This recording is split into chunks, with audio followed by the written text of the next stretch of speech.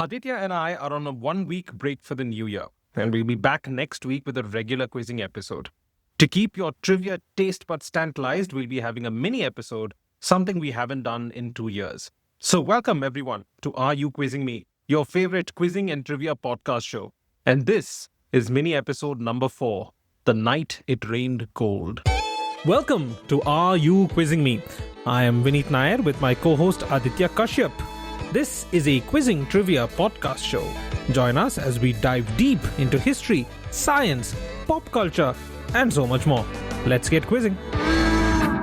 On February 2011, construction workers dredging Mumbai's Victoria dock made a startling discovery. Two gold bars, one weighing 100 grams and the other 50 grams, unearthed from the muddy harbour floor. Their markings confirming that they were part of an 890,000 pound consignment aboard the British freighter SS Fort Stikine. The event responsible for the gold ending up there had faded into relative obscurity, an event that was equal parts horrifying and tragic, the legacy of which is still relevant today. The SS Fort Stikine was a 7,142-ton British freighter built in Prince Rupert, British Columbia in 1942 as part of the Canadian wartime shipbuilding program, the equivalent of the American Liberty ships. Captained by Alexander James Naismith, she departed from the Birkenhead, England, on February 24, 1944, carrying cargo that would prove deadly. The manifest revealed the fundamental problem. The ship was essentially a floating tinderbox containing fundamentally incompatible materials. The explosives portion comprised approximately 1,400 tons of high explosives, including 200 plus tons of pure TNT, along with 240 tons of torpedoes, mines, bombs, shells, and incendiary ammunition. This alone was dangerous enough, but the ship's hold also contained bales of raw cotton.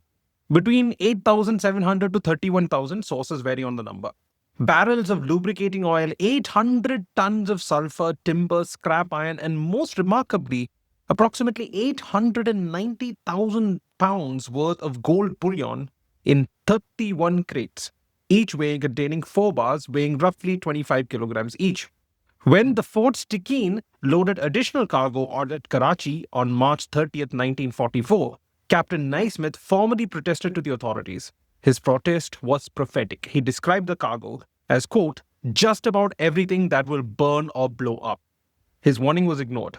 In normal peacetime conditions, no such cargo mixture would have been permitted. Before World War II, explosives were even prohibited from docking at port. They had to be anchored far away and transferred via lighters, which were small boats designed for harbor work. However, wartime regulations, relaxed under a certificate of urgency, allowed explosives to dock directly, provided that they received priority for unloading. When the Fort Stikine berthed at Victoria Dock in Mumbai on April 12, 1944, unloading began that evening with the seemingly innocuous cargo, fish meal and oil drums. Explosives were supposed to be next, but a critical delay prevented this. There weren't any lighters. This forced the explosives to remain aboard while the other cargo was gradually removed.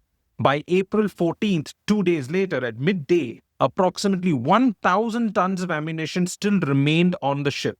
A massive quantity of highly reactive explosive material sitting in the Bombay heat under the Indian sun. Compounding the problem, the Fort Stikine's engine was undergoing maintenance while berthed, making it impossible to move the ship to open water. Furthermore, wartime secrecy prevented the ship from even flying the customary red flag that would have warned dock workers of dangerous cargo. Most dock workers and even many port officials remained unaware of what exactly sat in the ship's hold. At approximately 12:30 p.m. on April 14th, fire broke out on the number 2 hold of the ship. Its exact cause remains unclear, though the accepted theory involves spontaneous combustion or an uncontrolled spark.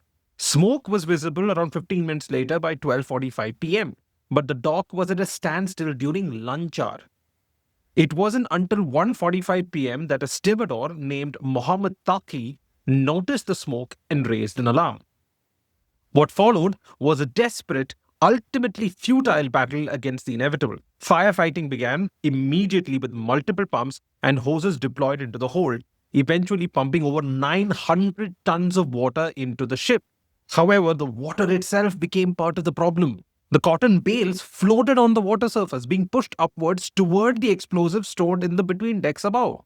The water, far from suppressing the fire, was actually fanning it by displacing burning cotton upwards. By 3 p.m., senior naval and military officers arrived to assess the situation. They included Major Oberst of the Ordnance Service of the Indian Army, who recommended immediately scuttling the ship, the accepted protocol when all other firefighting efforts failed. However, scuttling presented its own problem. The tidal basin was only 26 feet deep, barely enough to cover the Fort Stikines double bottom. Moving the ship to deeper water would have taken time that they no longer had. By 3:45 p.m., Captain Naismith gave the order to abandon ship. At 4:06 or roughly around 4:07 p.m., the inevitable occurred. The explosion was described in contemporaneous accounts with horror. One source records a tremendous blast like the broadside of 100 fleets engulfed Bombay. A blast that shattered every building within a quarter-mile radius and annihilated every living thing in the immediate area. The Fort Stikine itself was blown into two massive pieces. Her boiler, still intact, landed half a mile away. Debris was hurled 1,000 to 3,000 feet in the air. A 4,000-ton ship berthed beside the Fort Stikine, which was called the Jalapatma, was lifted clean out of the water and deposited on the quay wall 50 feet of vertical displacement. The explosion's force was sufficient to create a massive tidal wave that swept across the docks, ripping additional ships from their moorings. Most remarkably, the blast registered on seismographs at the Colaba Observatory in Bombay and on instruments and weather stations as far away as Shimla, 1,700 kilometers away. The recorded magnitude was approximately 3.4 on the Richter scale. In terms of explosive power, the total explosive cargo released roughly 1,400 plus tons of TNT equivalent, a figure that places this among the most powerful non-nuclear explosions ever recorded. 30 minutes later, at 4:40 p.m., a second explosion occurred with even greater violence as the remaining explosives in the aft section of the shattered ship ignited. The second blast sent debris up 3,000 feet in the air and caused still more devastation to the surrounding docks and nearby neighborhoods. When dawn broke on April 15, 1944, just hours after the catastrophic explosions, Bombay's military and civilian authorities faced a nightmare scenario that demanded unprecedented action. The fire that had consumed the docks was no longer confined to the port area. It had spread across hundreds of buildings and was advancing northward in a terrifying wall of flame, fanned by an unseasonable monsoon breeze that seemed determined to carry destruction to the heart of the city itself. Visible from 75 kilometers away, towering pillars of flame and smoke rose from burning oil storage tanks and ignited ammunition caches. Water-based firefighting, despite the efforts of fire brigades and rescue teams, was proving utterly inadequate to stop the inferno's relentless advance. The situation was dire, with traditional firefighting measures failing and the fire threatening to consume entire residential districts. Military authorities made a drastic decision. They would deliberately demolish a quarter mile, approximately 400 meters, strip of buildings lying directly in the fire's path. The goal was to create a fire break wide enough that the flames could not jump across the gap to stop what the explosives had started. Executing the strategy required displacing thousands of residents with minimal warning. Military cordons moved into the designated demolition zone with explicit orders to clear out inhabitants, using force if necessary. The scene that unfolded was chaotic and heartbreaking. Residents, shocked and traumatized by the explosions and the fires that they had already witnessed, emerged from their homes and shops, quote, stupefied by shock, streaming through the streets with their meager possessions on their backs. Once the civilians had been evacuated, the actual demolition began. Military sappers and demolition experts moved into the evacuated zone with explosives and heavy equipment. Throughout the night of the April 15th, the area echoed with continuous orchestrated destruction. Contemporary accounts describe the eerie soundtrack of the operation. Quote, hour after hour, explosions and the crashing sound of buildings shattered the night. By the following night, April 16th, the demolition was complete. The 1/4 mile strip that had been reduced to rubble created a clear fire break against which the advancing flames finally began to lose momentum. The strategy worked. The fire, which had threatened to consume vast sections of Bombay's residential and commercial districts, was gradually contained. After burning for 3 days and 3 nights under a pall of black, thick smoke, the raging conflagration gradually consumed itself amidst the burning rubble. And by May 1st, 1944, more than 2 weeks after the initial explosion, the last embers were finally extinguished. The destruction was so complete that recovery and reconstruction would consume months of intensive labor. In total, 6,000 Indian and 2,000 British servicemen worked night and day for 6 months, moving approximately 1 million tons of debris. The death toll was staggering. Official figures cited 740 killed, with another 1,800 to 3,000 injured. However, this official count likely undercounts the true toll. The British Indian Colonial Administration's formal tally included 476 military personnel, with another 264 from dock services and fire brigades. The unofficial death toll, accounting for casualties among residents of nearby slums, where detailed records were never maintained, likely reached 1,300 or higher. The fire brigade bore an especially tragic burden. Out of 156 firefighters present at the docks that day, 66 to 71 were killed and another 80 were wounded. These figures were so significant that April 14th was designated as National Fire Service Day in India, observed annually across the country. Fire Safety Week is observed between April 14th and 21st, and the Bombay Fire Brigade maintains a memorial at its headquarters in Baikula, honoring the 66 fallen firefighters. The broader social impact was devastating. Approximately 80,000 people were rendered homeless. 6,000 firms were affected, several thousand workers losing their livelihood. Property damage was assessed at approximately 100 crore pounds in 1944 currency values, or over 150 million in contemporary American dollars, or 1,300 plus crore rupees in today's money. As debris rained down across Bombay, an extraordinary phenomenon occurred. The gold bars, scattered across the docks by the blast, fell in such quantities that contemporary accounts speak of, quote, gold literally falling from the sky. The cargo manifest listed 155 gold ingots, worth approximately 890,000 to 1 million pounds. The explosion's force scattered them across an enormous radius. One 28-pound gold bar, that's around 12.7 kg, was found a full mile away from the explosion's epicenter. The recovery of this gold would become an ongoing affair spanning decades. Many bars were retrieved in the immediate aftermath and returned to authorities. However, the gold's dispersal was so thorough that additional bars continued to be discovered during routine maintenance of the docks for years afterwards.